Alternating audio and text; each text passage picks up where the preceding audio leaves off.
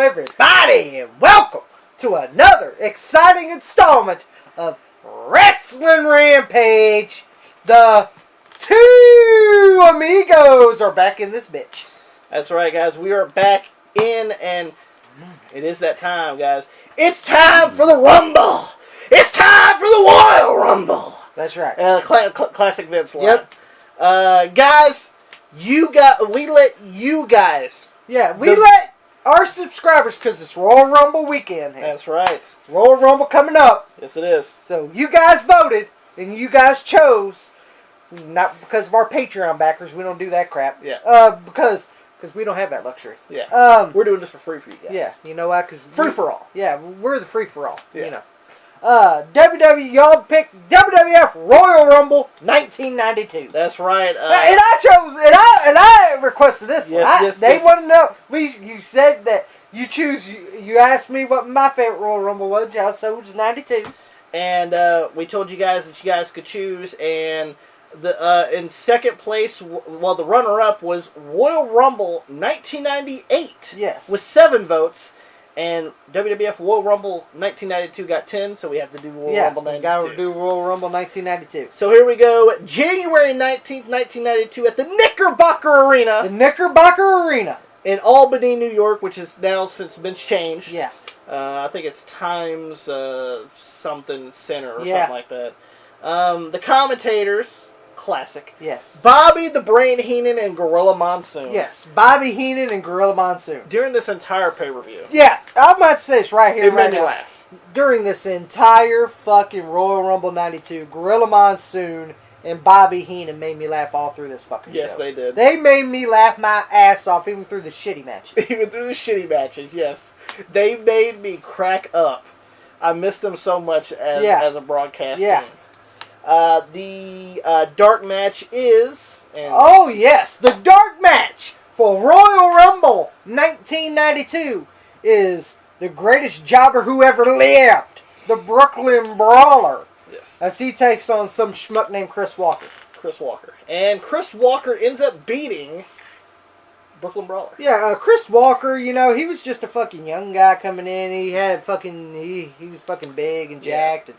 I think that's the only reason he beat Brawler, to be honest with you. I believe he didn't do anything in his fucking career in the WWF. I agree with you on that. But I'm just being honest. Now, I love the open of the Royal Rumbles, where they show the superstars that are in the Royal Rumble. Show the superstars there in the Royal Rumble. Yeah, I love that. And the classic Royal Rumble theme, which I just love. But if you guys have the anthology, they changed the music of it.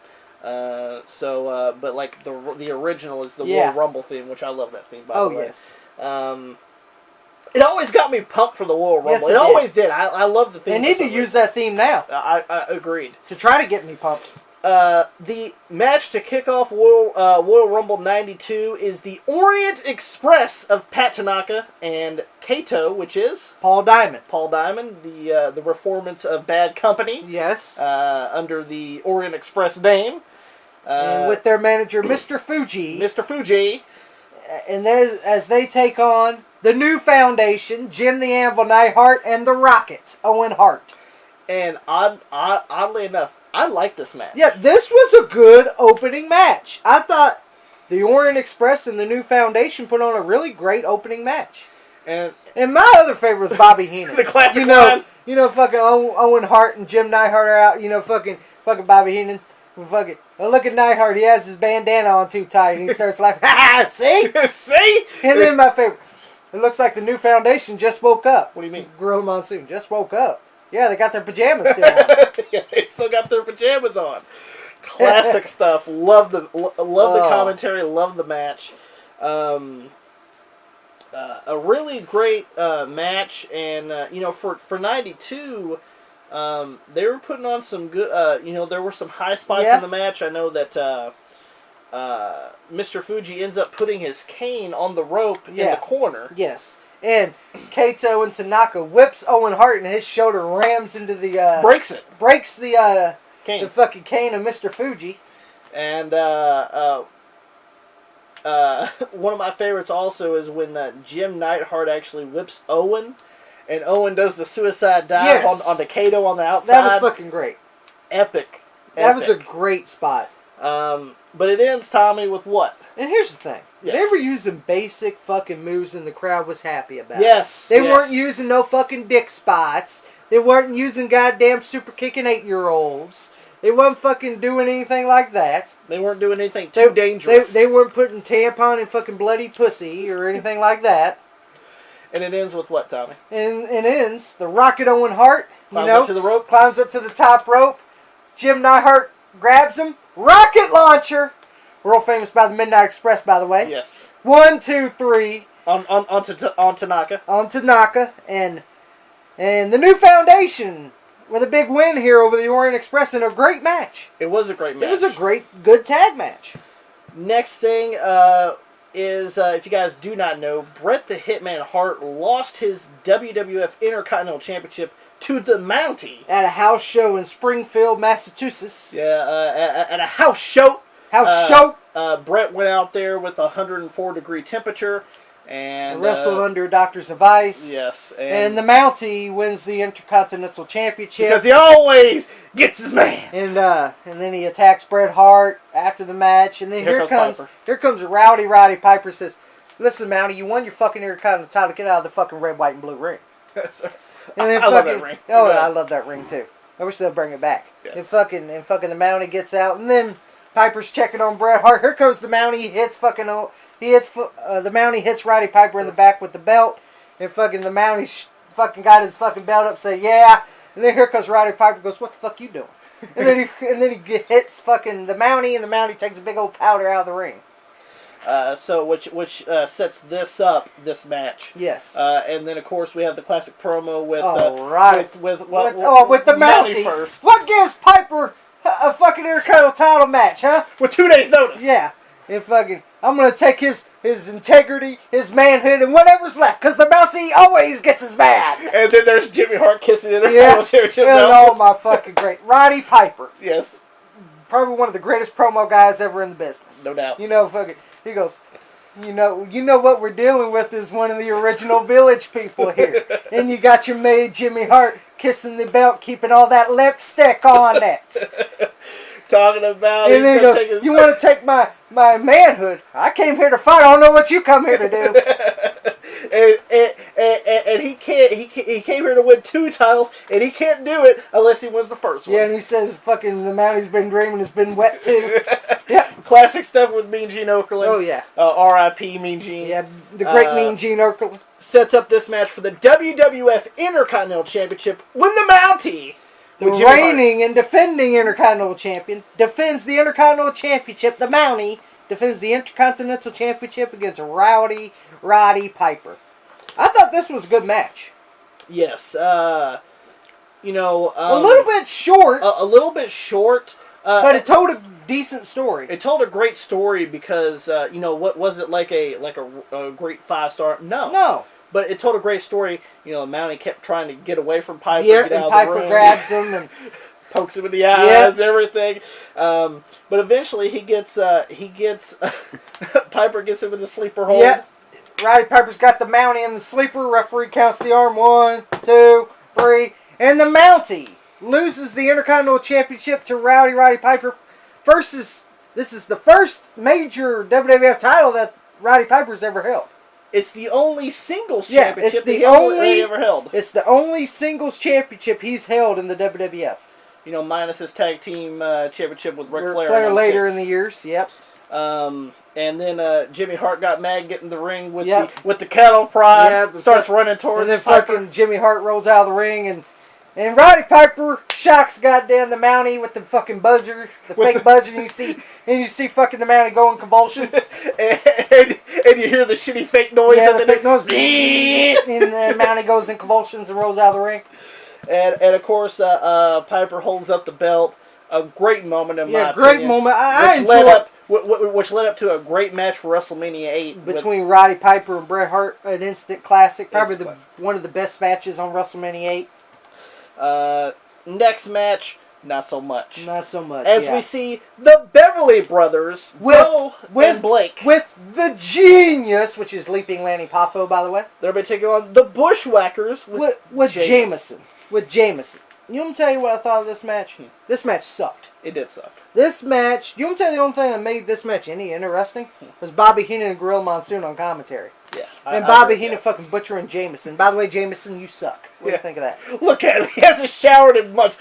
Look how greasy his hair is. Yeah.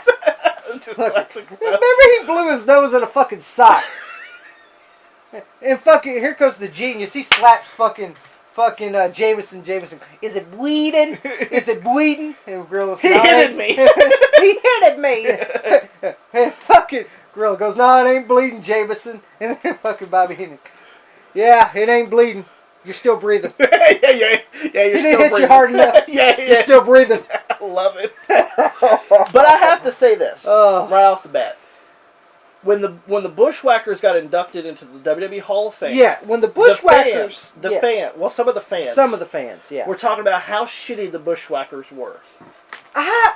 Here's the thing: when Royal Rumble '92, they're wrestling with the Beverly Brothers, which is in the same part as the Bushwhackers, bias. Yeah. They're both lower bottom of the card team, bottom of the card team. Mm-hmm. But as I remember correctly, every time you can watch this on this, watch this. As I remember correctly, all the fans want to shit on the Bushwhackers. What makes them Hall of Famers? Yeah. It's the same thing with Coco Beware. They never won the WWE Championship. Same thing with Coco Beware. Yeah. Same thing with fucking Duggan and all this. I'm not a big fan of Duggan or Coco, but I love the Bushwhackers, especially when they were the sheep herders. As I remember correctly, what classifies them to be a Hall of Famers? Yeah, what qualifies them to be Hall of Famers? Hillbilly Jim, for example, too. Mm-hmm. You know, all these guys. What the fuck makes them Hall of Famers? But Tommy, when that Bushwhacker theme came on, as I remember correctly, every goddamn kid or even goddamn parents were fucking doing the fucking Bushwhacker. In the crowd. So to me that's called doing their job. Being over. They were over. They did their fucking job. Mm-hmm. You know, you don't tell me in the fucking 90s, you fucking pussy whip haters want to fucking knock these goddamn guys. Mm-hmm. And I bet you motherfuckers want to get licked by the Bushwhackers. Yeah, the fans some of the fans end up getting licked. Yeah. Or they rub their heads, for the kids and everything. It was over. It was over, and that's what I'm saying. Like, some of these motherfuckers say, what makes people Hall of Famers? It ain't about what fucking titles you win, you fucking marks. It's about what you did in the wrestling business. Not only that, but I actually got to meet Luke at a show. And he was one of the nicest guys I met.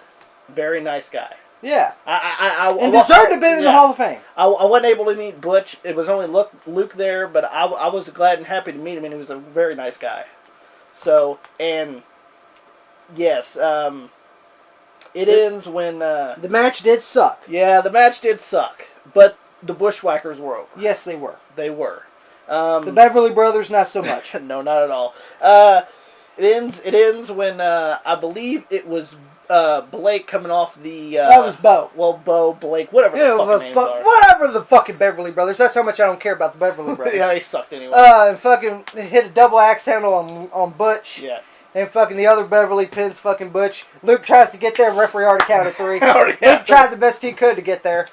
So the Beverly Brothers pick up the win over the Bushwhackers. But the Bushwhackers get up, knock out the Beverly Brothers, get them out of the ring, and then they grab the Genius. Yeah, they grab the Genius. And then they bring in Jameson. And say, Jameson, come in here. And Jameson, he can't even make a fucking knuckle, okay? Yeah, you see Bobby, look at this kid. He can't even make a fist. And fucking, he kicks him in the shin, then kicks fucking the Genius in the ass. And he falls over. And then my favorite, fucking the Bushwhackers grab the fucking Genius's hat, puts it on fucking Jameson, and fucking Bobby, well, there goes that hat. Yeah, that hat's ruined. Love it. And Jameson, you fucking suck, buddy. I don't know how the fuck he got a job. And then, not to only mention that, but they did the Bushwhackers. Yeah, and everyone did it. And everybody did it. And they licked Jameson. Yeah. But anyway, next match is for the WWF Tag Team Championships. When the champions, the Legion of Doom, the Road Warriors, Hawk and Animal, take on the natural disasters of Earthquake and Typhoon. And I enjoyed Jimmy Hart. I enjoyed the promo by the Road Warriors here. By the Legion of Doom. Fucking Hawk, fuck. You guys want to throw your weight around. Well, that's okay. We want to throw your weight around, too. And when we get done with you, your tongues are going to be out like dead deers. I'm sorry. I enjoyed... like I said, I have a little beef with Animal because he looks bitter most of the times, but they were a great tag team. Over as well. And over as well. This match, a little lackluster. Yeah, this match was a little slow. Like, it just wasn't that good. I don't know if it's because of natural disasters and LOD. I don't know if it was because the natural disasters and LOD didn't mesh well, or... Well, considering these teams can be good with other people. Yeah, and they can't wrestle. That's like fucking two big muscle guys wrestling each other. Two big guys wrestling each other here. Mm-hmm. You know, the natural disasters are big guys, and LOD are big strong guys. It's like fucking two fucking... It just don't make any money. All of them are on outside wrestling each other, but Typhoon gets in the ring. Yeah. And pretty much LOD gets counted out. Yeah. So the natural disasters win the match. There's not much to say about the match, to be honest with you. The natural disasters win the match, but they win by count out. Yeah. So still WWF Tag Team Champions are the Legion of Doom, the Road Warriors. But the Road Warriors get their good just because they get in the ring, hit both the natural disasters with the chair. Did you hear that shot on Earthquake though? Yeah. Pow! I was like, God damn, that was a big shot on Earthquake. But Typhoon not so much, but Earthquake took a big old bunch. And then pretty much they have a little thing in the back where they said that they where it says no showers, steam room. There's the telephone. There's the classic telephone, the classic payphone that people don't see that often these days. But next we have one of my favorite things from the Royal Rumble back in the day. The Royal Rumble participants have interviews. That's what I love those. I enjoyed those. The Royal Rumble participant interviews, especially Randy Savage. He comes out and goes, "I got two things to do. One, I'm going to get my hands on the Snake Man. On the Snake Man. And two, I'm going to win the Royal Rumble and be WWF champion." Once again. And told a good story because he has a beef with Jake Roberts because he slapped Miss Elizabeth this from Tuesday in Texas. This Tuesday in Texas, which is available in the archives. And how trash that was. Yes. And Savage and Snake Man were the only one that saved it. Yep. And, but yeah, I enjoyed the fucking promos when participants come in. Ric Flair is probably the greatest fucking one ever. Yes. Jack Tunney, you want to take the real world champion. Love it. And pretty much the oddball out of the group, Repo Man. Yeah. What's yours is mine. Win up the real. Like, I'm going to win the WWF Championship. No, I'm not. No, I'm going to try. But anyway, the main event of WWF Royal Rumble 1992. This is for the WWF Championship. This was the first time this has ever happened. Yes. Until Royal Rumble 2016, I think it was. Yes. Where the WWE Championship was on the line when Roman Reigns got stripped from it. Yes. And if you guys don't know, the fallout between Undertaker and Hulk Hogan at this Tuesday in Texas resulted into it being stripped. Yeah. And so our esteemed great president, Jack Tunney, said we're going to have it in the Royal Rumble match. And of course, Jack Tunney's out there. Oh, of course. The winner of this event will be this new WWF champion. And will defend it at WrestleMania. I was like, come on, Jack. Can you get the fuck out of the way here? And the best man wins. Yeah, my favorite Bobby. Come on, we know what to say. Yeah, come on, we know this. Get out of the ring. Number one, the British Bulldog. Yeah, who won the big battle royal at the Royal Albert Hall. Yes, which was only 19 guys. Yes. And then we have the second one, which is the $1 Million Man, Ted DiBiase. Yeah, $1 Million Man, Ted DiBiase. Started off great. Yeah, it started off great there. Two great athletes in Ted DiBiase and British Bulldog. But it wasn't very long till Teddy's out of there. Ted's gone. But here's the he was at the tail end of his career here in 92. Yeah. By 93, he was retired. Yeah, he was kind of gone. He started doing. And I love Ted DiBiase. Yes. And of course, the one that comes out third. Oh! Here comes number 3, baby. Woo! The Nature Boy, Ric Flair. You see Ted DiBiase walk by Ric Flair, and Ric Flair's walking out there, and here, fucking Bobby, he was pissed off. Well, we got Job Monsoon. This ain't fair to Flair. It's not fair to Flair. And you hear Monsoon go, "Oh no! I don't want to hear this." And no one in the history brain has won Royal Rumble number 1 through 5. Been there at the end. Oh, shut up, girl. I don't want to hear this fair for Flair crap. And then fucking, I'm in the mood to win a fortune in Gorilla. We're losing one. Hey, we're losing one. You're just mad because your meal ticket's going to be out of the Rumble. This is so unfortunate for the consecutive consultant, the financial advisor, he goes, for this man to give number 3. and Bobby, it's like, where's Perfect at? And he goes, and Gorilla was like, managers need to go back. He's not a manager. He's a consecutive assault. A pest. Same, a pest. Love it. Yes. The match itself was great. They had a star-studded Royal Rumble here. Yes. There was a lot of great talent in this Royal Rumble. Really love this Royal Rumble. Really great Rumble. Yes. But we can't go through everything. Yeah. Time constraints. But we're going to go to the final 4, which are the Macho Man Randy Savage, Sid Justice, Hulk Hogan, and Ric Flair. Yes. Star-studded. Yeah. And Ric Flair, he lasted for number 3. And by the way, Warlord didn't win. Sorry, number 30. Yeah, Warlord didn't win. What a surprise Warlord out of there. There ain't no surprise with Gorilla. Herc was out of there, too. Yeah, of course. He's the shortest reign in the 92 Rumble. But the first one eliminated, sadly enough, the Macho Man, Randy Savage. Yeah, Randy Savage gets eliminated.